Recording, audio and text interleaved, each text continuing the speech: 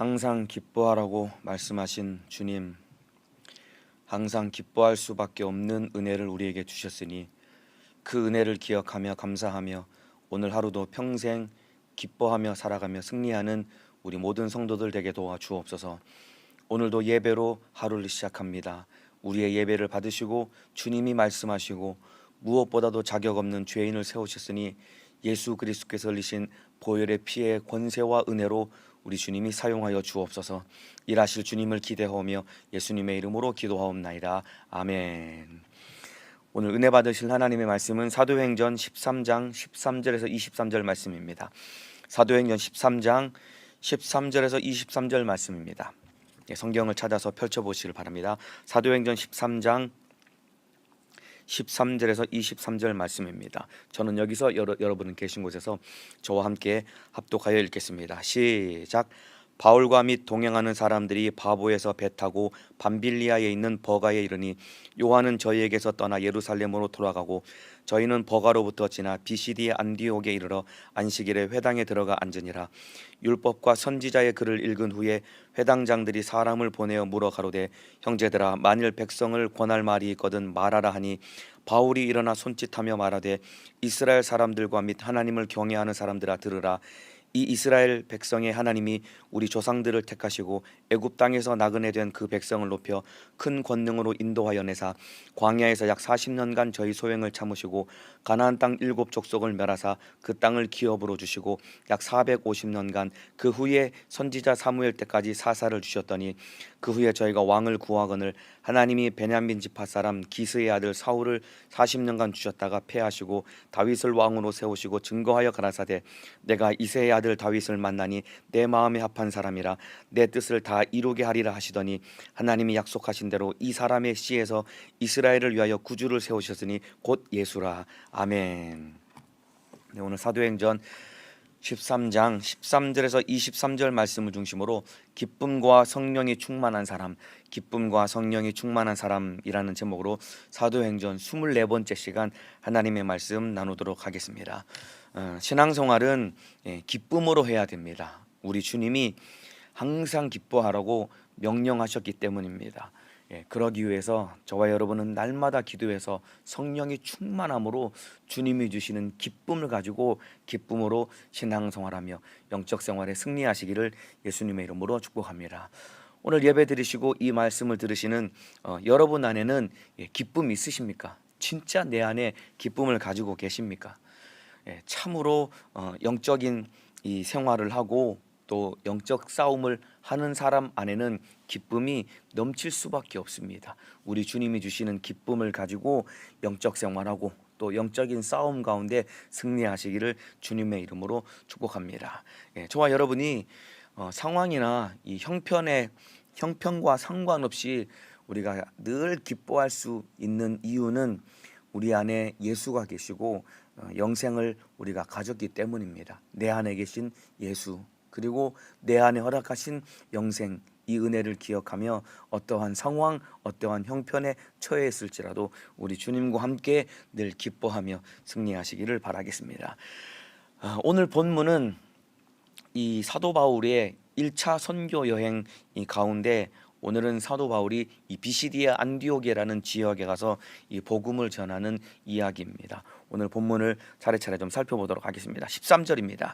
바울과 및 동행하는 사람들이 바보에서 배 타고 밤빌리아에 있는 버가에 이르니 요한은 저희에게서 떠나 예루살렘으로 돌아가고 이 요한이라고 하는 사람은 바로 우리가 잘 알고 있는 마가라고 하는 사람입니다. 마가의 다락방이라고 하는 그 마가가 바로 이 요한입니다. 마가라고 하는 요한이라는 사람인데 선교 여행길이 굉장히 힘든 여정이었습니다. 왜냐하면은 교통편이나 뭐 숙박이나 편의시설이 변변치 않았거든요.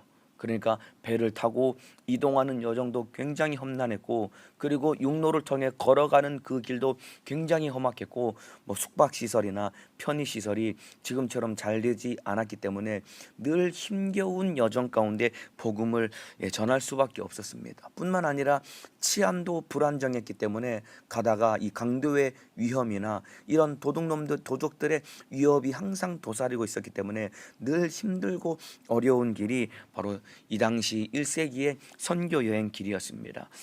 이렇게 이 선교 여행 길이 힘들고 어려웠던 모양인지 이 마가라고 하는 요한이 중간에 포기하고, 요한은 저희에게서 떠나 예루살렘으로 돌아가고, 마가가 선교 여행을 중간에 포기하고 다시 원래 자기 고향으로 집으로 돌아가게 됩니다.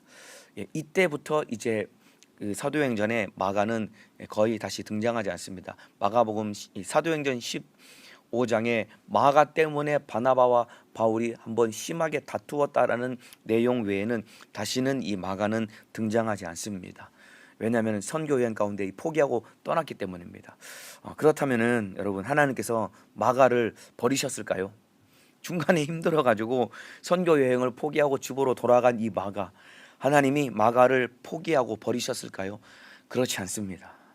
하나님이 마가를 회복시키시고 더욱더 값지게 우리 주님이 마가를 사용하십니다. 그래서 훗날에 이 1차 선교 여행 때 힘들어서 자기 집으로 돌아갔던 이 마가를 통해서 하나님이 어떠한 일을 행하시냐면은, 우리가 읽고 있는 사복음서 중에 마가복음이라고 하는 이 책을 바로 이 오늘 본문에 등장하는 이 마가 요한이 바로 마가복음을 기록해서 우리가 이 성경을 읽고 은혜 받고 있는 것입니다. 여러분, 하나님은 사람을 포기하지 아니하시는 분입니다. 왜 그러냐면은 투자한 것이 얼만데, 여러분, 그 영혼을 위해서 투자한 것이 얼만데, 하나님의 아들의 목숨을, 그 아들의 목숨을 투자해서 한 영을 살려서 건져냈기 때문에 비록 우리가 하나님 앞에 넘어지고 자빠지고, 이 오늘 본문에 등장하는 마가 요한은 선교 여행에 이 바나바와 바울과 함께 선교 여행을 갔지만은 중간에 힘들고 어려워서 포기하고 돌아왔지만은 하나님은 그 마가를 포기하지 아니하시고 훗날에 회복시키셔서 더욱더 값지게 쓰셔서 결국은 이 마가를 통해 마가복음이라고 하는 예수님의 그 생애를 기록한 참으로 보화와 같은 이 복음서를 우리에게 기록해서 우리에게 읽을 수 있도록 은혜를 베풀어 주신 것입니다. 왜냐하면 하나님이 우리에게 투자한 것은 바로 아들의 목숨을 우리에게 주시기까지 우리에게 귀한 은혜를 베풀어 주셨기 때문에 하나님은 참으로 시험 들고 낙심하고 좌절한 영혼을 함부로 포기하시는 분이 아닙니다. 혹여라도 여러분 가운데 지금 신앙생활이 힘들고 낙심하고 좌절한 분이 계십니까? 여러분께 투자한 은혜가 얼만데 우리 주님은 여러분을 함부로 쉽게 포기하는 분이 아닙니다. 그렇기 때문에 내게 은혜 베풀어 주신 우리 주님의 은혜를 기억하며 그 주님 손 꼭 붙들고 일어나 다시 회복되어서 주님의 뜻을 이루시기를 주님의 이름으로 축복합니다. 뿐만 아니라 여러분이 섬기는 여러분 주변에 있는 영혼들, 또 여러분의 가슴에 품고 기도하는 영혼들 있지 않습니까? 남편이나 아내나 부모, 형제, 자식들, 그리고 여러분의 기관 식구들, 또 우리 청년 같으면 여러분이 섬기고 있는 부원들 있지 않습니까? 우리 주님이 그 영혼 여러분 쉽게 포기하지 않습니다. 왜냐하면 투자한 것이 얼만데, 아들의 목숨을 투자해서 그 영혼을 살려놨는데 어떻게 한번 시험 들고 한번 삐끗했다고 하나님이 그 영혼 나 몰라라고 버리고 포기할 수 있겠습니까? 우리 주님이 포기하지 않는 그 영혼, 여러분들 끝까지 포기하지 말고 기도하며 섬겨서 영혼을 살려내시기를 주님의 이름으로 축복합니다. 이렇게 마가 요한이 중간에 힘들어서 예루살렘으로 돌아가게 됩니다. 이제 남은 사람은 이 바나바와 바울 두 사람입니다. 이 두 사람이 14절입니다. 저희가 버가로부터 지나 비시디의 안디옥에 이르러 안식일의 회당에 들어가 앉으니라. 이제 남은 1차 선교 여행은 이 바나바와 바울 두 사람이 이제 복음을 전하게 됩니다. 이 바나바와 이 바울이 비시디의 안디옥이라는 지역에 들어가서 이 복음을 전하게 되는데, 항상 이 바울과 바나바는 어느 지역을 가든지 가장 먼저 찾는 곳이 바로 바로 안식일에 회당에 들어가서 이 복음을 전합니다. 회당이라는 것은 유대인들이 이 모여서 함께 말씀을 나누고 이들이 종교 생활하는 중심지이기 때문에 이들은 유대인들에게 복음을 전하기 위해서 항상 회당을 찾아가는데, 이들은 안식일에 모였기 때문에 바나바와 바울도 안식일에 회당을 찾아 들어가서 유대인들에게 복음을 전하게 됩니다. 유대인들에게 이 복음을 전할 때 이들은 구약의 역사를 잘 알고 있는 사람들이기 때문에 바울과 이 바나바는 항상 구약의 역사를 통해 예수님을 소개하게 됩니다. 회당장이 누가 하나님의 말씀을 전할 사람이 있으면 한번 전해 보시오라고 하니까 바울이 그 자리에서 벌떡 일어나서 하나님의 말씀을 전하게 되는데, 바로 구약의 역사를 통해 예수님을 소개하게 됩니다. 그러면서 바울이 가장 먼저 꺼내든 이야기가 어떤 이야기냐면은 바로 출애굽과 가나안 정복의 사건을 바울이 가장 먼저 이 이야기를 꺼내게 됩니다. 왜 그러냐면은 유대인이라고 하면은 누구나 다 알고 있는 이야기거든요. 출애굽 사건, 그리고 애굽에서 탈출한 이스라엘 백성들이 가나안 땅을 정복한 이 이야기는 유대인들이라면은 누구도 빼놓지 않고 다 알고 있는 이야기입니다. 예를 들면 우리가 세종대왕이 한글을 창제하셨습니다. 이순신 장군이 거북선을 가지고 왜군의 침략을 물리치고 이 조선 땅을 지켰습니다. 이 이야기는 우리나라 사람들이면 모두가 다 알고 있는 이야기입니다. 이와 똑같이 이스라엘 백성들이라고 하면은 출애굽 사건과 가나안 정복의 사건은 누구나 다 알고 있는 이야기인데, 이 이야기를 먼저 꺼내서 이 복음을 전하기를 시작합니다. 16절 19절 제가 읽어드리겠습니다. 바울이 일어나 손짓하며 말하되 이스라엘 사람들과 및 하나님을 경외하는 사람들아 들으라.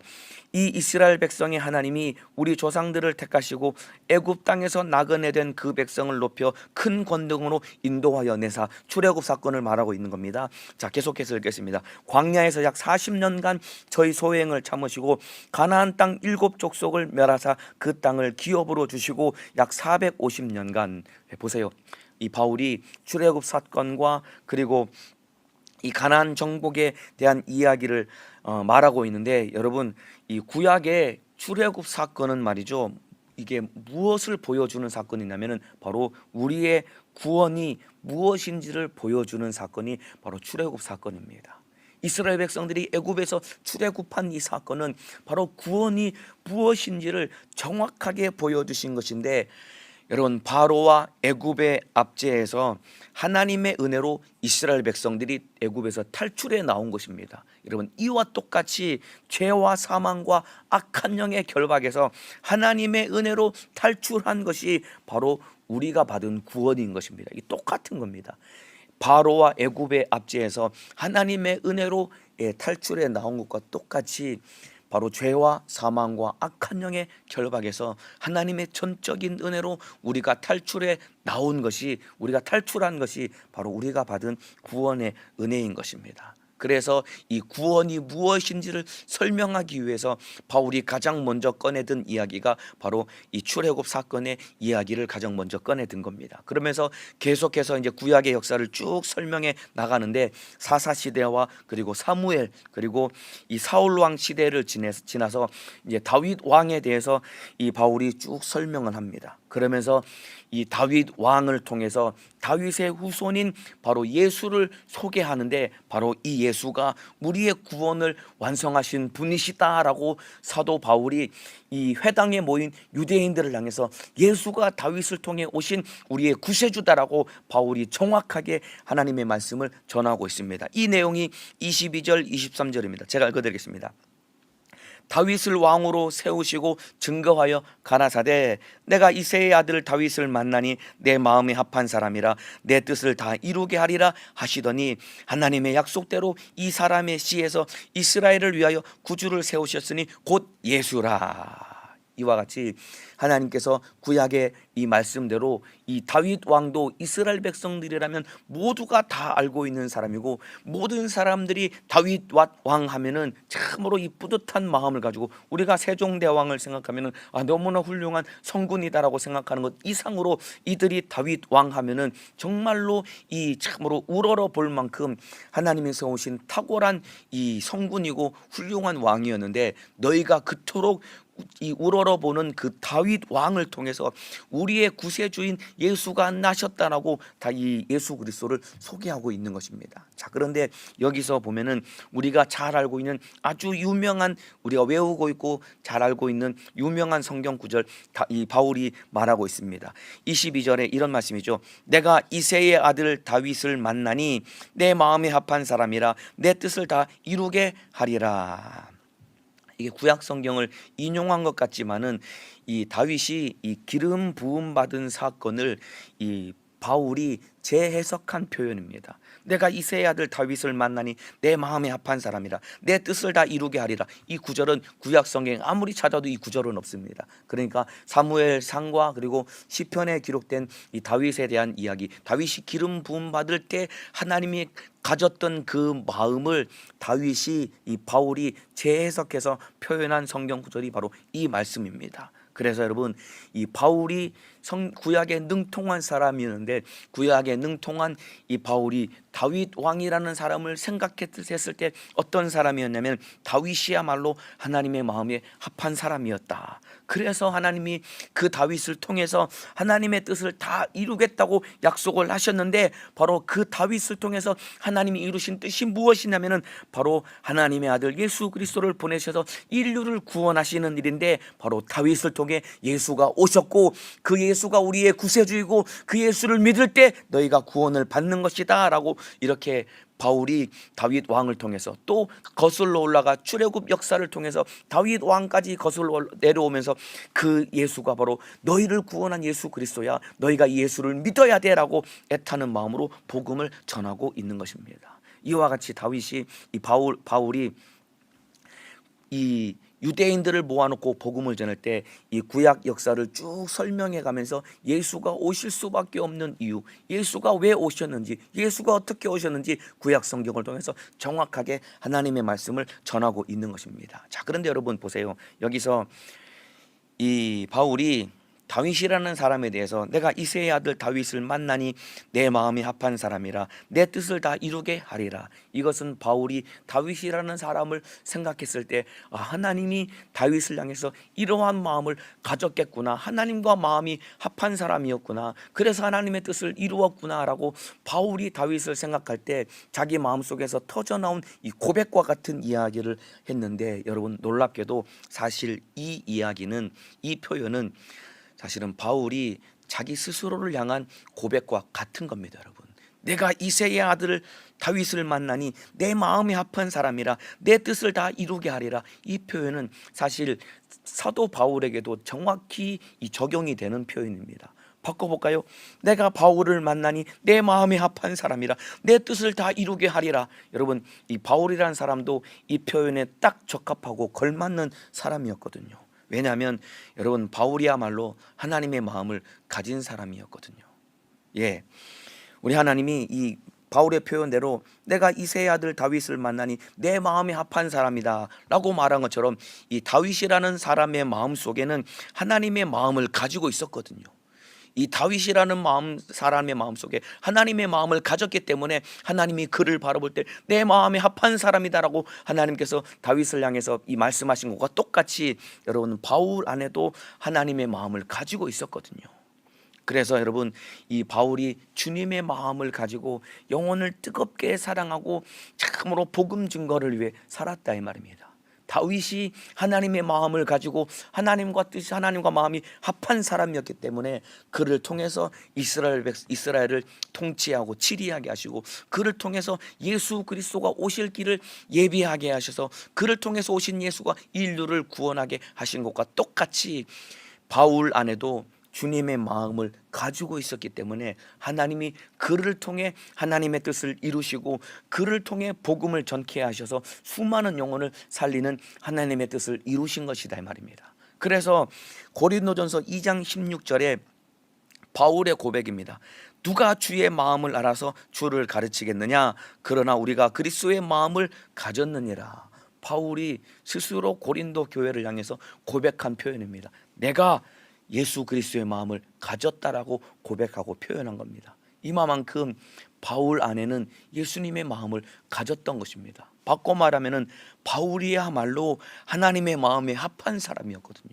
그러니까 바울을 통해서 하나님의 뜻을 다 이루셨기 때문에 바울이 전 세계 열방을 다니며 복음을 전하고, 바울을 통해 전해진 복음, 그리고 바울을 통해 기록된 이 바울 서신서들을 통해서 우리가 복음을 알고 예수 믿고 구원받는 그 엄청난 은혜를 누리게 된 것은 하나님이 바울을 통해서 하나님의 마음을 갖게 하셨고, 하나님의 마음을 가진 바울을 통해서 하나님의 뜻을 이루신 것이다 이 말입니다. 이와 똑같이 여러분, 지금도 오늘날에도 하나님은 하나님과 마음이 합한 사람, 하나님의 마음을 가진 사람들을 찾고 계시고, 그를 통해 하나님의 뜻을 이루시기를 우리 주님이 갈망하고 기다리고 계시다 이 말입니다. 저와 여러분도 하나님의 마음에 합한 사람이 되어야 됩니다. 그래서 나를 향한 하나님의 뜻이 이루어지는 삶을 살아야 된다 이 말입니다. 여러분, 우리를 향한 하나님의 간절한 소원과 뜻은 무엇일까요? 첫 번째는 내가 이 땅에서 예수 잘 믿고 신앙생활 잘하다 천국 가는 것이고, 뿐만 아니라 주님 다시 오실 길을 예비하며 참으로 나를 구원한 그 복음의 소식, 나를 구원한 예수님의 생명의 은혜를 예수 몰라 지옥 가는 자들에게 부지런히 전해서 지옥 가는 영혼을 살리고 주님 다시 오실 길을 예비하는 것이 우리를 향한 이루시기 위한 우리 주님의 간절한 뜻이고 소원이다 이 말입니다. 그래서 예수 복음을 전해야 됩니다. 하나님과 마음이 합한 다윗을 통해서 하나님의 뜻을 이루셨는데, 바로 그 다윗을 통해서 예수님이 오게 하셔서 인류를 구원케 하신 것과 똑같이 저와 여러분도 하나님과 마음이 합한 사람이 되어서 나를 향한 우리 주님의 뜻이 이루어져야 되는데, 가장 먼저는 내가 예수 잘 믿고 천국 가야 되고, 두 번째는 예수 몰라 지옥 가는 영혼들에게 예수 복음 전해서 주님 다시 오실 길을 예비하는, 주님의 뜻대로 사는 영적 생활하는 사람이 되어야 됩니다. 여러분은 어떠십니까? 여러분은 하나님과 마음이 합한 사람입니까? 여러분 안에 주님의 마음이 들어 있습니까? 여러분의 가슴에 쏟아놓고 한번 곰곰이 생각해 보시길 바랍니다. 내 마음을 한번 찬찬히 한번 들여다 보시길 바랍니다. 나는 과연 하나님과 마음이 합한 사람인가? 내 안에는 주님의 마음이 있는가? 이거 잘 돌아봐야 됩니다, 여러분. 자, 모성애가 없는 엄마가 존재할 수 있을까요, 여러분? 모성애가 없는 엄마란 존재가 여러분 존재할 수 있을까요, 여러분? 말이 안 되는 거 아니에요. 물론 요즘 이 매스컴이나 뉴스에 보면은 참 가슴 아프지만은 그런 일들이 일어날 수 있겠지만, 그 사람은 그냥 자식을 낳았을 뿐이지 그 사람은 엄마가 아닙니다, 여러분. 진짜 엄마라고 한다면은 여러분, 모성애가 없을 수 없는 겁니다, 여러분. 모성애가 없는 엄마는 존재할 수 없는 거예요. 이와 똑같습니다, 여러분. 예수 그리스도의 마음이 없는 그리스도인은 존재할 수 없는 겁니다, 여러분. 이거 이해가 되십니까? 예수 그리스도의 마음이 없는 그리스도인은 존재할 수 없는 거예요. 주님 심정을 갖지 못한 그리스도인은 존재할 수 없는 겁니다. 그런데 우리가 예수를 믿고 나는 예수 믿는 사람입니다, 나는 기독교인입니다, 나는 그리스도인입니다 라고 나 스스로 자처하고, 그리고 나 주변 사람들에게 내가 예수 믿는다고 말하지만은 실상 우리 안에 여러분 하나님과 마음이 합하지 못하고 주님의 마음이 없다라고 한다면은 이것보다 더 안타까운 일이 어디 있겠느냐 이 말입니다. 그래서 여러분, 바울이 다윗을 향해서 내가 이새의 아들 다윗을 만나니 내 마음에 합한 사람이라, 내 뜻을 다 이루게 하리라. 여러분, 이 고백은 사실 바울이 자기 자신에 대한 고백과 똑같다 이 말입니다. 그래서 여러분, 저와 여러분도 이런 믿음의 고백을 할 수 있어야 됩니다. 내가 아무개를 만나니 내 마음에 합한 사람이라, 내 뜻을 다 이루게 하리라. 여러분, 우리 주님이 나를 향해서 이러한 참으로 이 믿음의 고백과 우리 선포를 하실 수 있는 믿음의 사람이 되어야 됩니다. 예를 들면 이런 거죠. 내가 구이진 목사를 만나니 내 마음이 합한 사람이라, 내 뜻을 다 이루게 하리라. 주님, 이러한 주님의 칭찬과 주님의 참으로 나를 향한 평가가 내 안에 이루어지기를 원합니다. 날마다 고백하며 이 말씀이 내게 이루어지도록 주님 앞에 무릎 꿇고 기도해야 됩니다. 여러분의 이름을 넣어서 내가 아무개를 만나니 내 마음이 합한 사람이라, 내 뜻을 다 이루게 하리라. 예를 들어서 내가 강동민 회장을 만나니 내 마음에 합한 사람이라 내 뜻을 다 이루게 하리라. 우리 청년회 회장님이거든요. 이렇게 누군가를 향해서 우리 주님이 이렇게 고백하고 이렇게 평가하실 만큼 주님과 마음이 합한 믿음의 사람 되시기를 예수님의 이름으로 축복합니다. 이렇게 바울이 예수님을 소개한 다음에 계속해서 이 복음을 전하는데, 여러분, 이 계속해서 전해지는 복음의 내용은 바로 예수님이 부활했다는 소식입니다. 여러분, 이 당시 사도들이 전하는 메시지의 핵심은 예수가 부활했다라는 것입니다. 이 당시에 사도 바울을 비롯한 이 사도들이 전했던 메시지의 핵심은 무엇이냐면 예수가 부활했다라는 것입니다. 왜 그러냐면은 이 당시 대부분의 사람들은 예수가 죽었다는 사실을 다 알고 있었거든요. 그런데 왜 예수가 죽으셨는지 이유를 알지를 못했습니다. 또 한 가지 중요한 것은 십자가 달려 죽으신 예수가 부활하셨다는 사실을 믿지 않았거든요. 그러니까 이 사도들이 가는 곳마다 복음을 전할 때 전하는 복음의 핵심 메시지는 무엇이냐면 예수가 십자가 달려 피 흘려 죽으셨고 성경대로 사흘 만에 부활하셨다라고 계속해서 전하고 있는데, 여러분, 예수님은 성경대로 부활하셨습니다.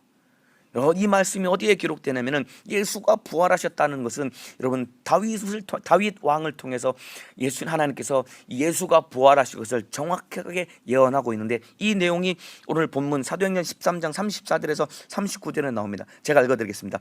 또 하나님께서 죽은 자 가운데서 저를 일으키사, 여기서 말하는 저는 바로 예수님을 말하는 겁니다.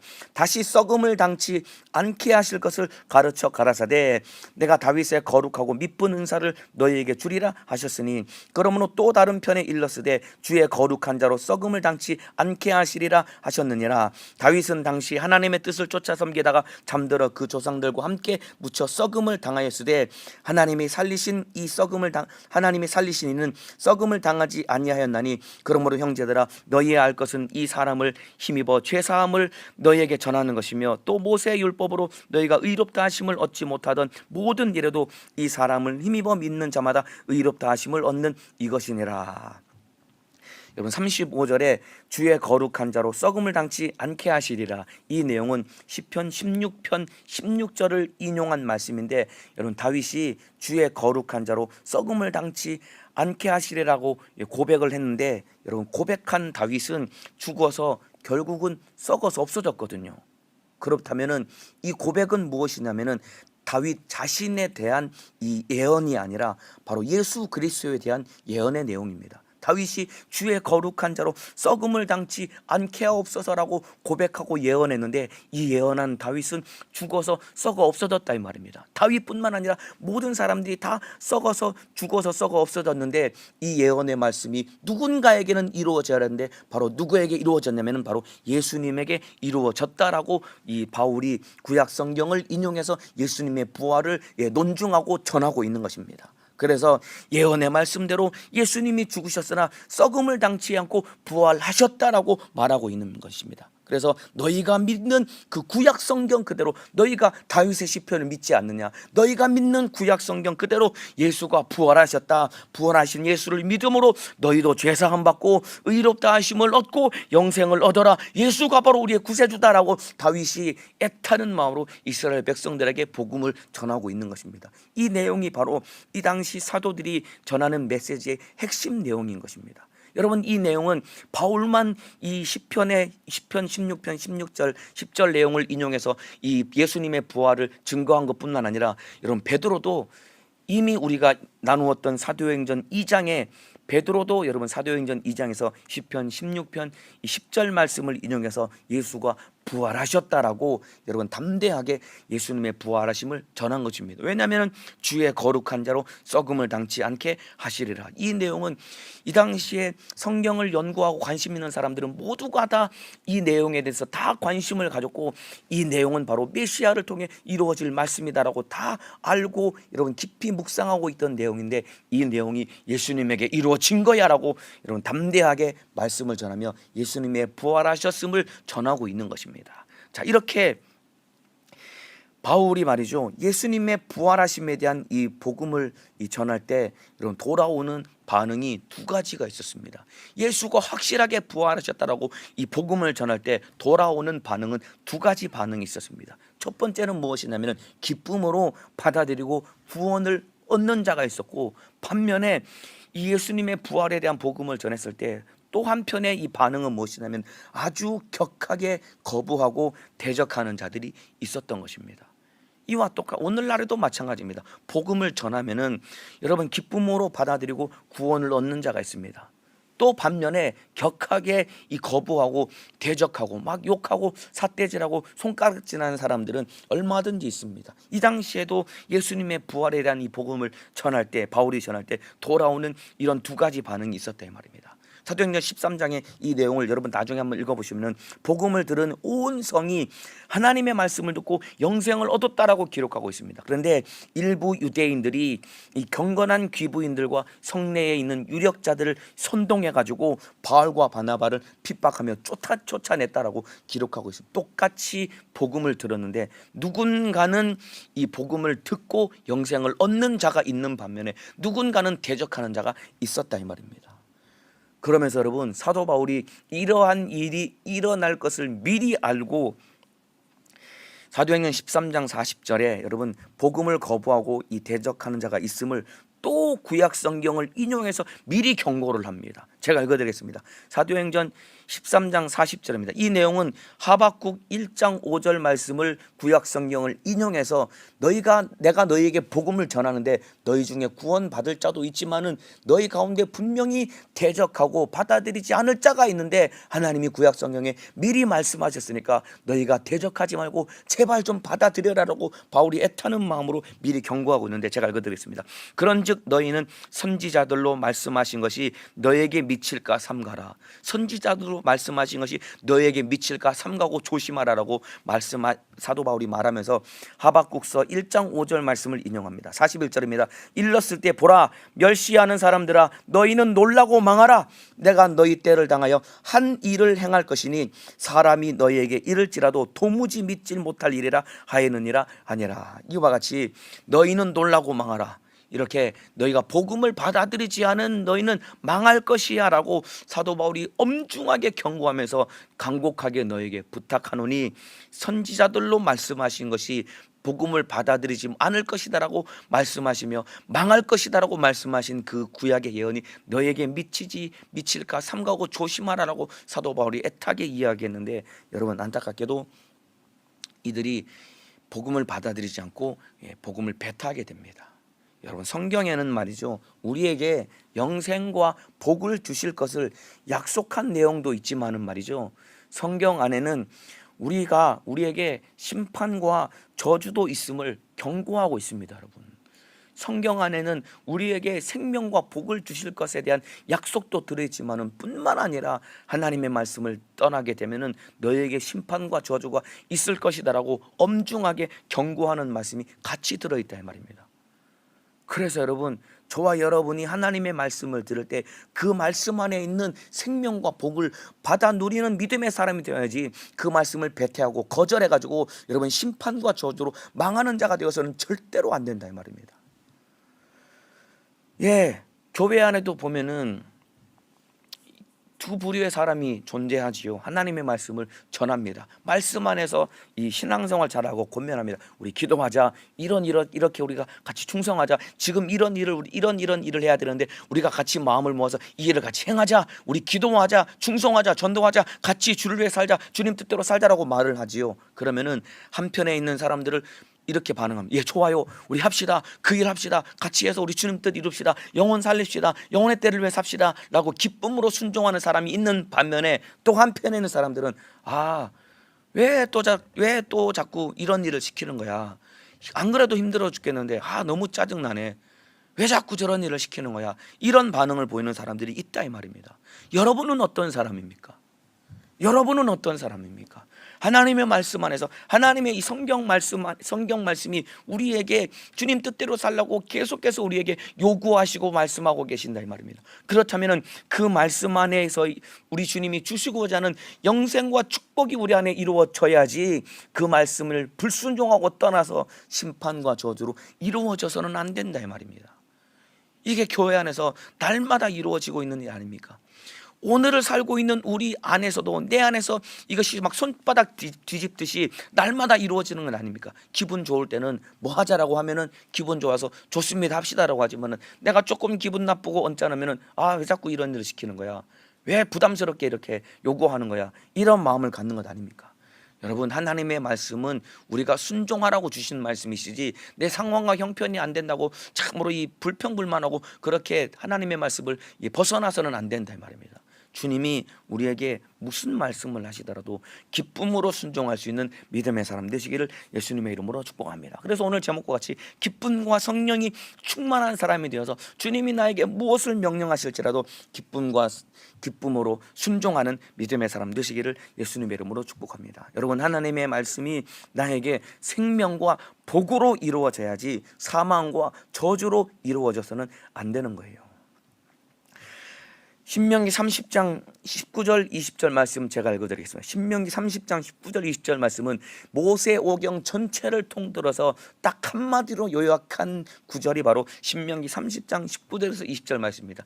가나안 땅에 들어가기 직전에 마지막 모세가 이스라엘 백성 당에서 유언과 같이 한 내용인데 모세오경 전체를 요약한 한마디가 바로 신명기 13장 30장 19절 20절인데 제가 읽어드리겠습니다.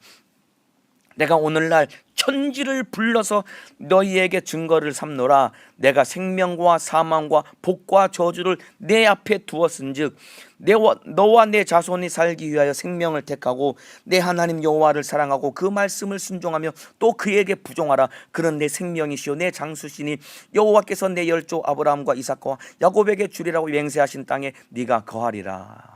하나님이 천지를 불러서 우리에게 증거하시며 우리에게 약속하시고 명령하고 계십니다. 네 앞에 생명과 사망 그리고 복과 저주를 너의 앞에 두었다라고 주님이 말씀하시면서 너와 내 자손이 살기 위해서 생명을 택하고 복을 택하라고 주님이 명령하고 있는 거예요.